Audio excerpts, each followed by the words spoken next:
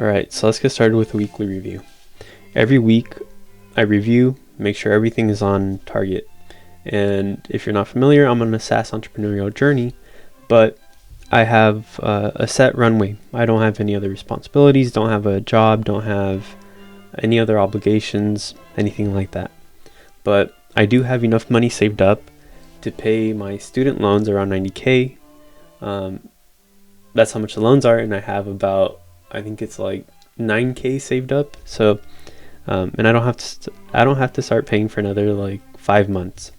So that's about, I don't know if you do the math, 12 months of runway.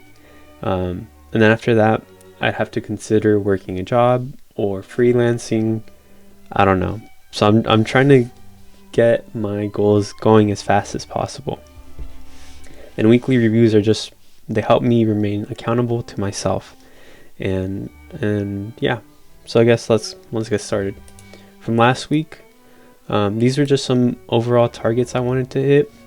Missed all of them, but it's not as bad as it looks. So you can just go individually into each of the projects that I guess have going on in my life. These are all the projects and the only projects that I'm focusing on. Everything else is just sort of like I'm not necessarily like actively building in that area. So first one is healing. Healing, if you're not familiar, is just, I have high blood pressure. A year ago it used to be in the 160s, over 110, really high blood pressure. And after talking with my doctor, it is clinically diagnosed. And after talking with my doctor, it doesn't seem to be like organ issues or anything like that. So we think it's probably mental stress and traumas and whatever else I'm carrying. And so my way of trying to adjust or heal in this area is with my healing project. And basically it means like it's more focused on mental aspects, and so it's like meditation and reading a few books on how to like unpack any baggage you have. But I tend to have healing also be like okay, so let me clarify. For healing, one of my goals is every week to do like a small journal therapy, say the things that like were causing me the biggest stresses, and then seeing how I can adjust it. And so typically, although healing is just supposed to be like focusing on my mental health and unpacking baggage, it also just every week there's stress of not having accomplished my goals. And so I always tend to have some overlap between healing and everything else that's going on.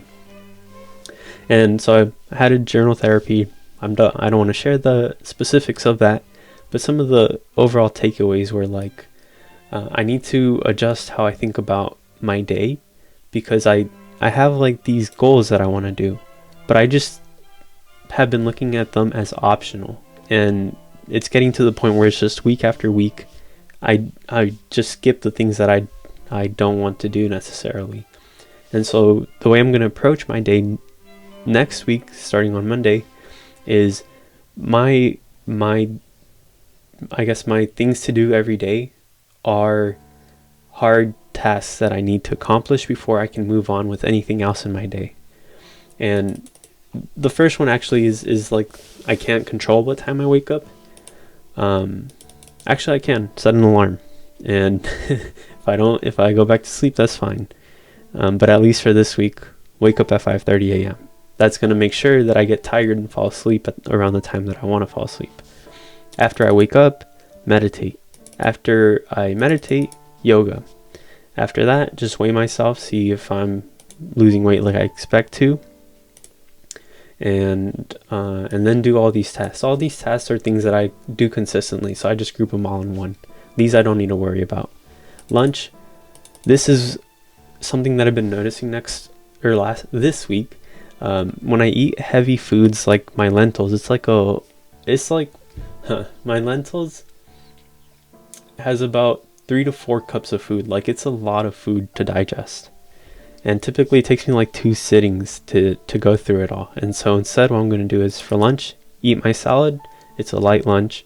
It'll let me focus, and then during dinner I can eat my lentils. And so it goes along with my productivity.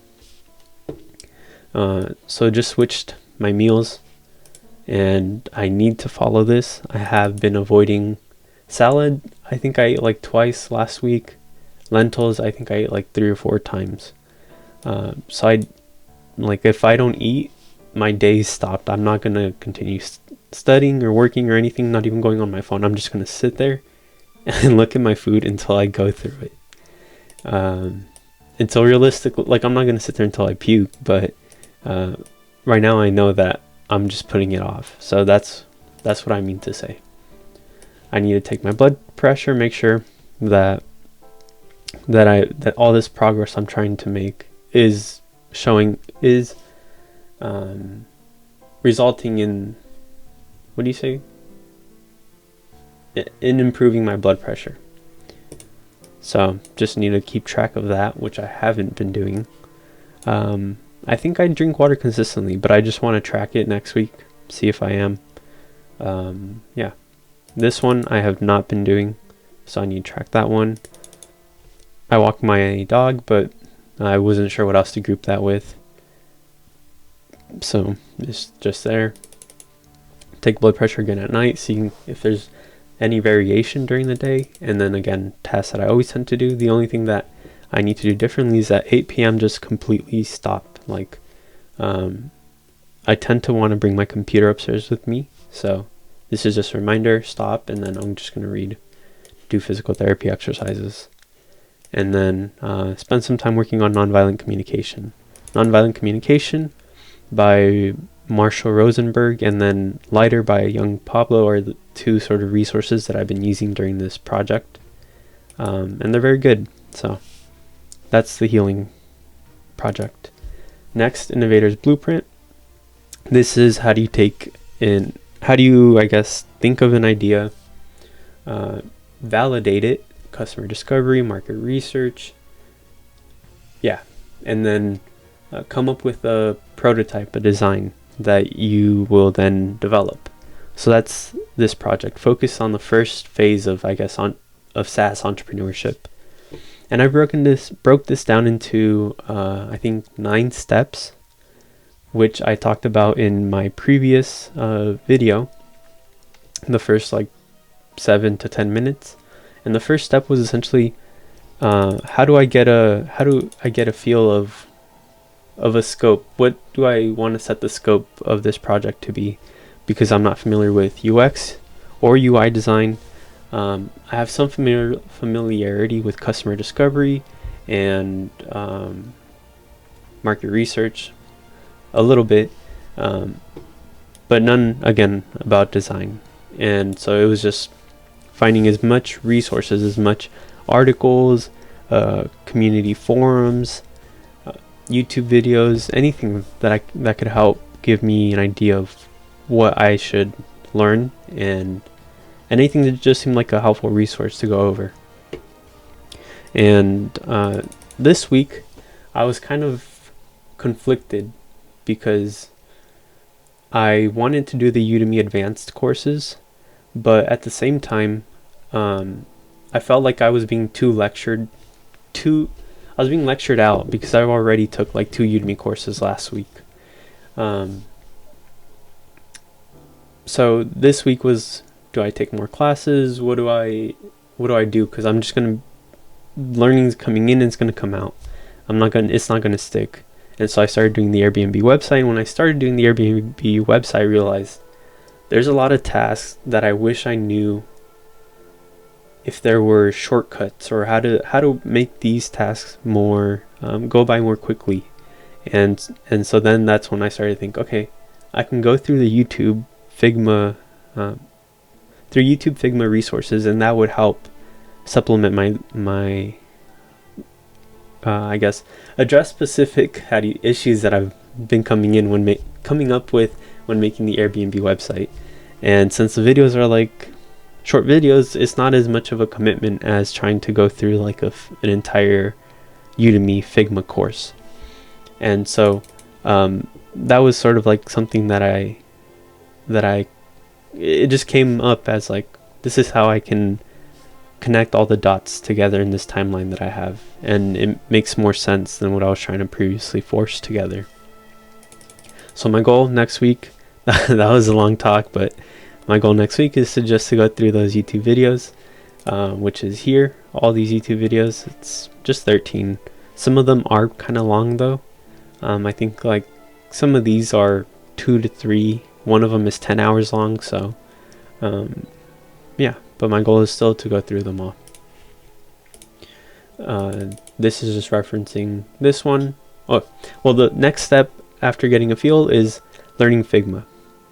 Straight up, all the resources I found said learn Figma. Figma is like from my understanding, the current industry standard for designing for apps and websites. And so that was the first clear step where it's like, if I do nothing else, if I just learned Figma and learned decent UX UI fundamentals, I know I would have made like something of this project.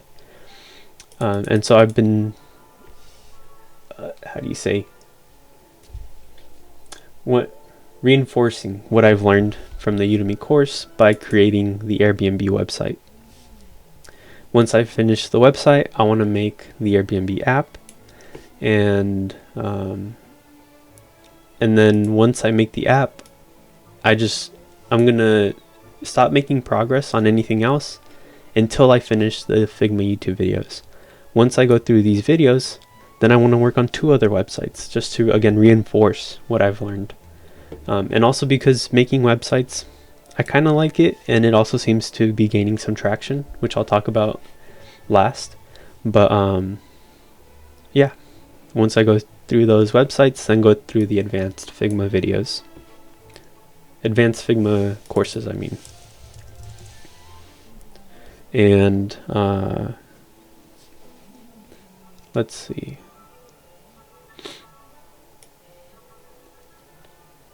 Yeah, and then the other thing that I wanted to do was just recap again the Udemy course that I already went through on Figma, and apply those learnings to the websites and apps following Airbnb. And then a sort of separate topic is just go through 2 designer portfolios and see sort of what work they've done in UX UI design and how they tend to approach it, what are their overall steps, how they break it down, what are their thought processes. It's basically I'm saying the same thing over and over, but just to put in different ways, that it's important to see how have references for how other people that have made their way through in this path, how they got to the point and how they approach, I guess, a problem, so I can start to try to pick up those habits and techniques and anything else that I can pick up. Yeah, and then I'm also kind of jumping steps 2, 3, 4, because Google's UX certificate program is 7 courses at 10 hours a day. It's supposed to take like 7 months, 6 months, and I don't want to, for example, be finished with step 5 in 2 to 3 months and then still have another 7 months until I completely finish this. So I'm just trying to start this as soon as possible and get through it. And so far I've finished, I think, modules 1 and 2 of course 1, and I should be able to finish course 1 next week. So I'm well ahead of the target, so this is good. And this is just recapping everything that I've written down. Now on to March to Startup.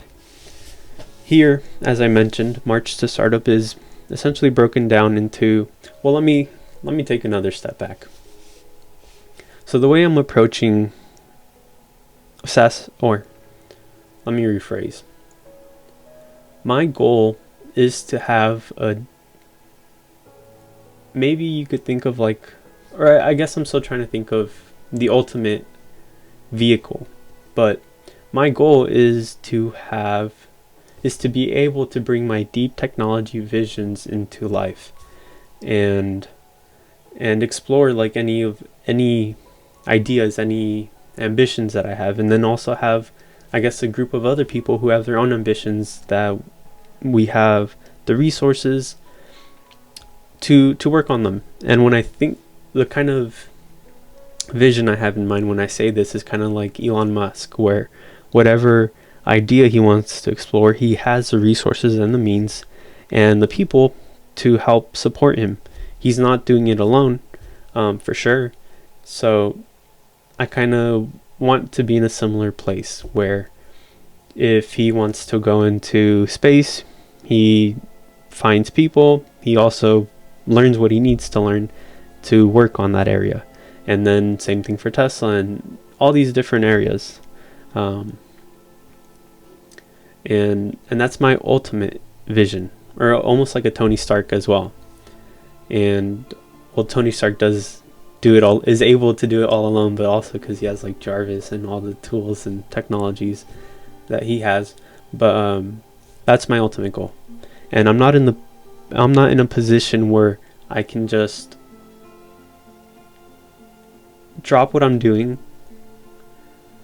try to build up an idea, sell it to investors, try to sell it to investors, and then just work on it. One, because I don't have any references for doing that. I don't come from like privilege, silver spoon, any of that. I have student loans. If that were not to work out, I would then need to get a job, because I don't have the skills to freelance. I wouldn't have like freelance experience. I would just need to get a job, if it just failed, and most do fail. So essentially what I'm trying to do is build the passive income systems to the point where I can support myself, and then focus on starting up. Yeah, I hope that was clear. So ultimate vision, be able to focus on startups, develop a company that has lots of subsidiaries or branches focusing on different technology. And I can't just jump into that because I don't have the support to do that. I have student loans. I don't have like the connections. I don't have like the network. I do have a bit of a network from when I was at the university, but I wouldn't say it's like it, to make that happen. I don't think it's quite going to work out how I'd want to. So anyways, instead, I'm going to break it down into, let me build passive income systems to support myself, pay off my loans. And so no matter what route I try to take to make this vision happen, if all else fails, I'll still be getting income from the apps that I've made, from the websites I made. And ideally, they should be self-sustained for the most part. Maybe at one point, like a few years from now, I can hire developers, designers, and I just provide the vision, and they can sort of keep it going. So that's that, in a long-winded response, is my march to startup. And Innovator's Blueprint is the first step of passive income, I guess. And after that, I want to start developing iOS applications, Android applications. First, I'm going to start with iOS. I'm probably going to start this at step 5. Once I develop the iOS application, I want to learn marketing and sales skills to start trying to get money as quickly as I can. And these are the next 2, I guess, phases of March to Startup.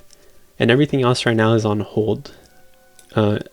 As they're on hold for until I feel like I'm not trying to fight an uphill battle with these habits that I'm trying to develop, or these habits, healing the healthy habits, I guess, the sleep, nutrition, and stress.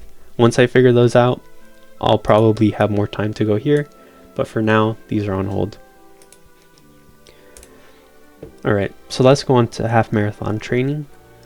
The reason for half marathon training is because there are 4 pillars of health, And one is fitness, nutrition, sleep, and exercise. Wait, no.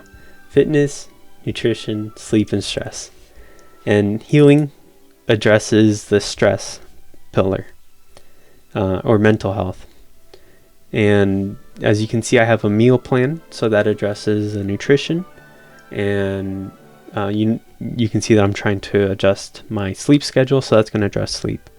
Now for fitness, I could take the minimum approach and just follow the World Health Organization's guidelines, the minimum requirements, and that basically says, I think it's like 150 minutes of passive exercise, or maybe not passive, but low heart rate or zone 0 exercise, or 75 minutes of vigorous zone 3 or above exercise. And that sounds complicated, but essentially what I'm trying to say is I could just walk, or I could just try to, I don't know, find something that helps me meet the minimum. But instead I'd like to try to push myself and achieve, I guess, things that I haven't been able to achieve. And because cardio just happens to be the best way to improve your overall health, and then also because it sort of like directly impacts your VO2 max, which is also a key indicator of longevity, I've sort of packaged all of this into half marathon training. And so that's why I'm training for a half marathon. I also enjoy running. I've been doing it off and on for the past 5 years. Never really took it seriously until the start of this year, but then had lots of issues. So anyways, taking it more seriously now. And so this was the first week of officially following my half marathon training plan, just using the Garmin coach. And so this week basically broke down into Monday was an assessment. It was making a plan for what I would follow for the next week. It works a week at a time, and right now my plan is for the next 12 weeks. So in 12 weeks, I'm going to run a half marathon, see if I reach my target goal of 1 hour and 30 minutes. Tuesday, Wednesday, easy runs. So this was just like 45 minutes of running at like an easy pace. Thursday, this was like a sprint variant. I think it was like running at 180 steps per minute for 20 seconds and taking a break for 45 seconds and repeating that for 8 times. And then of course having like a warm up, cool down. And then Saturday was just an easy long run. So this was running for 1 hour 30 minutes. I ran for 10 miles at about a 8:45 pace. 8:45, I think so. Yeah, so mileage was okay. I want to get closer to 30. And I think it was just Monday. If Monday was like a normal day, it would have been closer to 28:30. So there's that. Yeah, I would have ran let's see, if I did run a half marathon at an easy pace like I did on Saturday, then I'd probably finish at about 1 hour 51 minutes. Garmin estimates that I could do it at around 1 hour 40. So overall, I say that just to it's motivation. Basically, I think I'm on track. I should, within 12 weeks, make enough progress that I should finish at 1 hour 30. So everything here is fine. Oh. And now lastly, YouTube. So this week I've been following more of the format that that I thought about last week, and it's been paying off. I think I recorded probably 4-5 days, no, maybe 3 to 4 days, and I've been gaining traction. I think over the past week I got like, it was either 10 to 20 subscribers, which was actually pretty it's how do you say it? Inspiring, motivational. Yeah, motivational. I wasn't expecting it. I thought it would just be like straight up just scratching and clawing every single subscriber, and I would never find my way. But yeah, Airbnb series got some traction, and And it also makes me realize that videos where you're showing like what you're actually working on, instead of, for example, me talking about I did all this training this week. If instead I recorded a video showed me running, that does take a little bit longer. You have to edit it as well, and I would never do that for running because I hate running with my phone. But those types of videos just are easier to follow and they get more attention, and so I can do that easier for like building stuff, for example the Airbnb videos that I've been making. So I can continue to try to make those types of videos. And then the other thing that I spent some time thinking about was, am I actually okay making content, or is that something that is that a hill that I want to die on? and I think last week or this week I realized that it's something that I'm actually okay doing. I'm not gonna regurgitate previous topics that I've talked about. So that's not, I won't take it to that extent, but I am okay with making summarized, entertaining videos about what I've learned. Not just being an influencer, but again, strictly sharing what I learned. And that comes about, I guess, from a few observations. And the first being that I've been making videos where I just work and record myself for like an hour for the past maybe 6-7 months. And I'm only at 200 subscribers. And I was wondering, is this just something that's going to be like that forever? Or is there actually, like, is it me? Or is it that I just haven't found my niche yet? And I think last week or the week before, I saw a few YouTube channels where they're following similar, where we have almost like parallel paths. They're working on similar stuff, and they're just recording themselves working, and they'll do it like for years, and they still have like below 5,000 subs.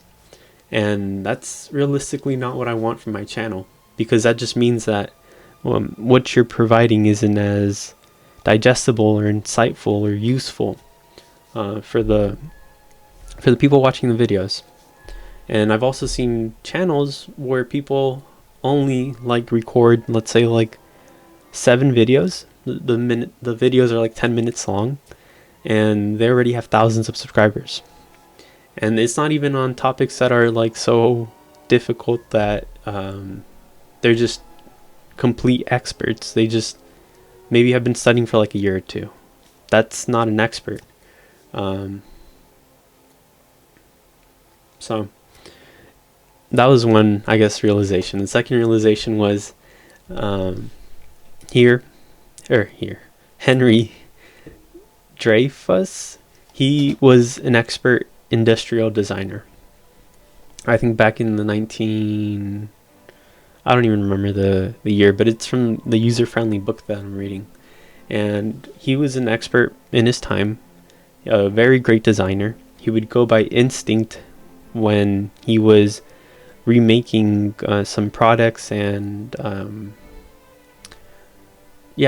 redesigning products. But he had a few issues. First was that he was stubborn, and he didn't really tend to go the extra mile.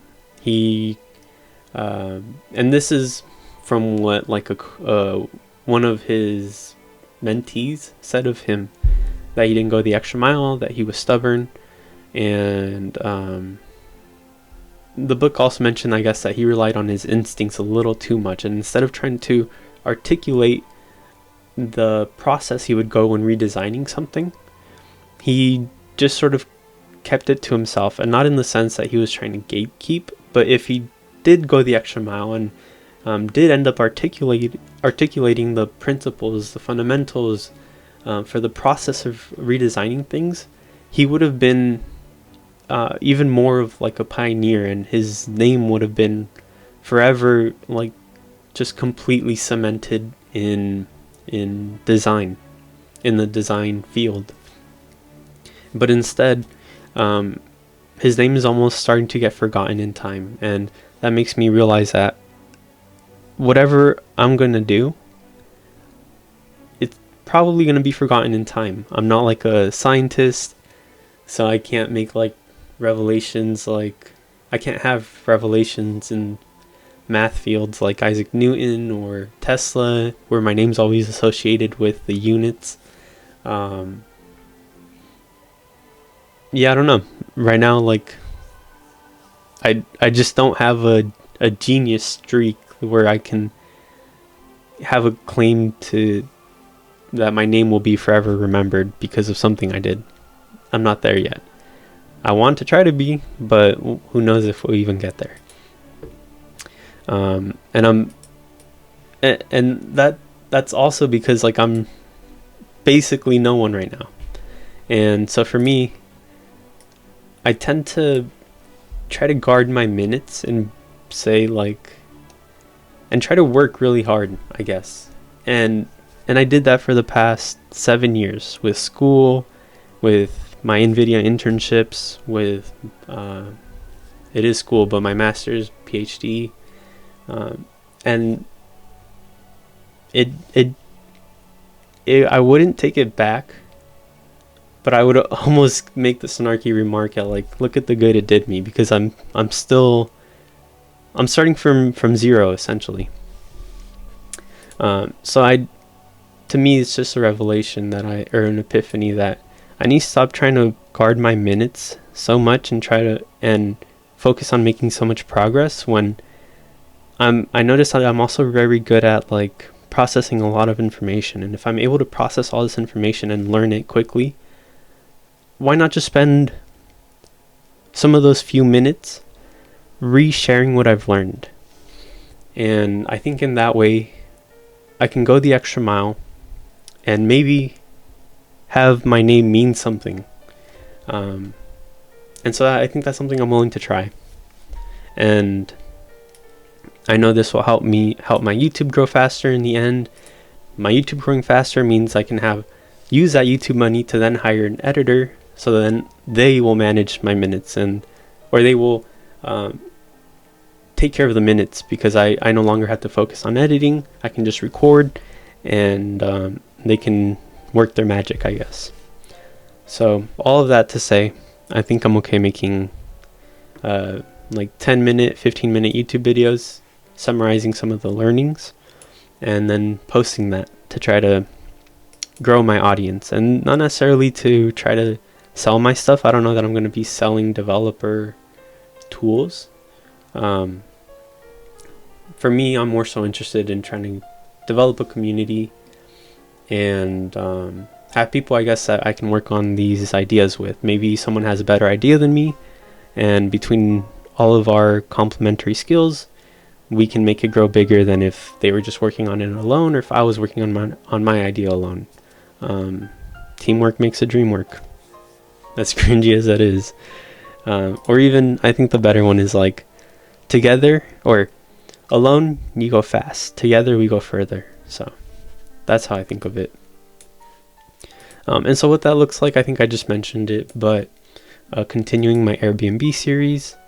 And once I finish all those 7-8 hours that it takes to make the website, probably like condense it into like a few minute video or like a short, and post that on YouTube, post that on TikTok, post that on Instagram, and then make like a learnings video for my main YouTube channel, which right now has no videos, no subscribers. And I think that should start getting me on track with what I want from my YouTube career, I guess, or my YouTube project. So that's my weekly review. Hopefully this is helpful and helps you, I guess, realize if you aren't already doing this, hopefully it helps you like think about another way of approaching goals and projects, and and providing yourself feedback. See y'all next time.